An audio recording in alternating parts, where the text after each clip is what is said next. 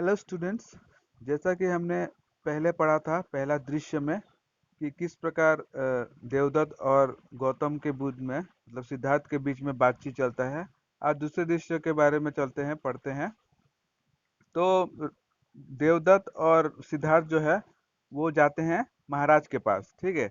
तो महाराज, तो एक प्रतिहारी होता है। प्रतिहारी मतलब होता है जो सूचना देता है राजाओं को, उसको प्रतिहारी कहते हैं। ठीक है। तो प्रतिहारी पहले जाता है आदेश लेने के लिए। तो महाराज कहते हैं क्या है, क्या बात है प्रतिहारी। तो प्रतिहारी कहता है कि महाराज जय हो, राजकुमार देवदत्त जो है वो आने की आज्ञा चाहते हैं। तो वो बोलते हैं, महाराज थोड़ा आश्चर्य होते हैं, फिर बोलते हैं कि इस समय तो आने दो। तो प्रतिहारी लौटता है और मंत्री से कहने लगता है कि, और कुछ ही क्षण बाद क्या होता है, देवदत्त जो है प्रवेश करता है। उसके बाद देवदत्त जो है उसको महाराज को प्रणाम करता है। तो महाराज पूछते हैं कि क्यों आए हो, उद्यान में नहीं गए, उद्यान मतलब वहाँ गार्डन में क्यों नहीं गए। तो देवदत्त कहते हैं महाराज वो जो है न्याय चाहता है, राजकुमार मेरा हंस नहीं देते। ठीक है। तो महाराज जो है मुस्कुरा कर कहते हैं राजकुमार सिद्धार्थ। तो देवदत्त कहता है हाँ महाराज, तो उसने तुम्हारा हंस छीन लिया। तो देवदत्त कहता है हाँ महाराज, मैंने उड़ते हंस को अपने तीर से मारा था, वह राजकुमार के पास जा गिरा और उन्होंने उठा लिया, अब उसे जो है नहीं लौटा रहे हैं। मुझे न्याय चाहिए, मुझे न्याय दिला दीजिए, ऐसा कहता है। तो महाराज कहते हैं कुमार कहाँ है। तो देवदत्त कहते हैं वो उद्यान में है महाराज। तो महाराज जो है प्रतिहारी कुमार से कहो महाराज तुम्हें बुला रहे हैं। तो वो जो है महाराज जो कहते हैं कि सिद्धार्थ को बुला के लेके आए। तो प्रतिहारी आज्ञा लेकर जो है सिद्धार्थ को बुलाता है।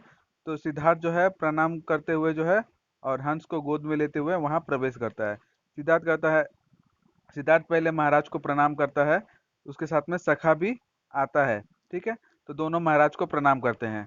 तो महाराज कहते हैं सिद्धार्थ से, सिद्धार्थ देवदत्त कहता है कि तुमने उसका हंस छीना है, क्या यह ठीक है, यह हंस जो हंस है तुम्हारी गोद में, क्या वह वही हंस है। तो सिद्धार्थ कहता है जी महाराज यह वही हंस है। तो महाराज क्या यह देवदत्त का है। तो सिद्धार्थ कहते हैं नहीं ये मेरा है। तुम्हारा। देवदत्त एकदम शीघ्रता से कहते हैं महाराज यह हंस मेरा है, इसको मेरा तीर लगा है। सिद्धार्थ झूठ बोलता है।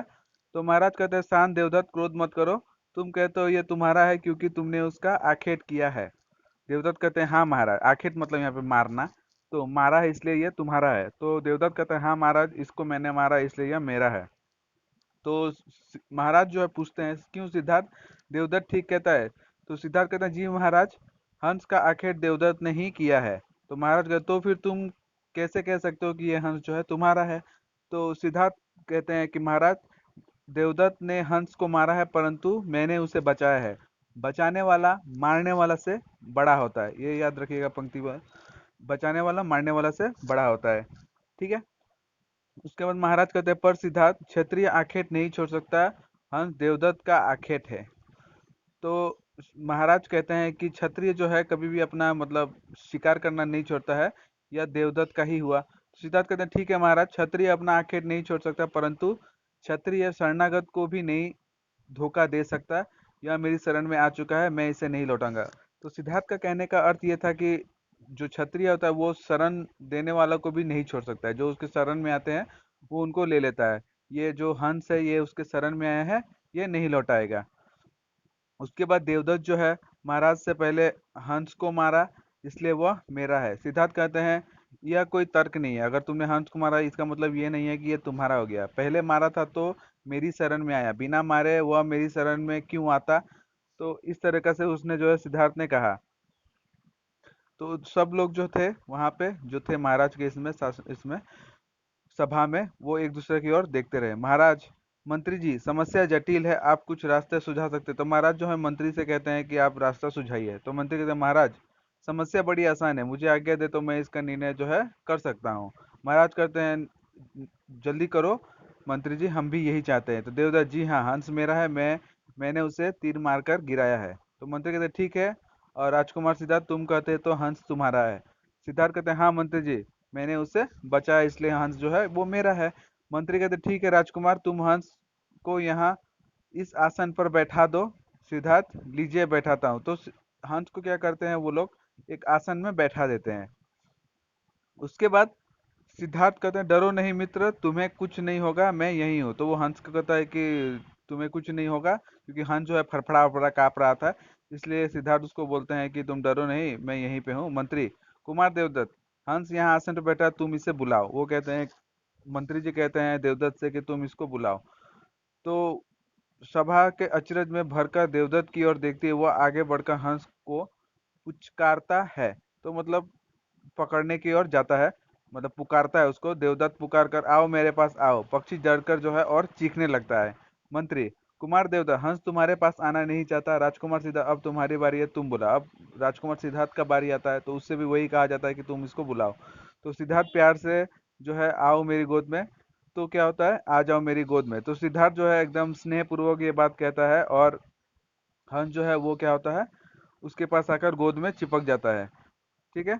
उसके बाद मंत्री कहते हैं, देखिए महाराज, पक्षी ने स्वयं निर्णय कर लिया है कि यह जो पक्षी है वो क्या है, राजकुमार का है, क्योंकि सिद्धार्थ के पास वह आना चाहता है, और इस यह पक्षी जो है उन्हीं को मिलना चाहिए। महाराज कहते हैं, मंत्रीवीर, तुम्हारा निर्णय स्वीकार है, हम आज्ञा देते हैं कि हंस राजकुमार सिद्धार्थ के पास रहे। ठीक है। तो सभा जो है हर्षोल्लास से जय जयकार करती है।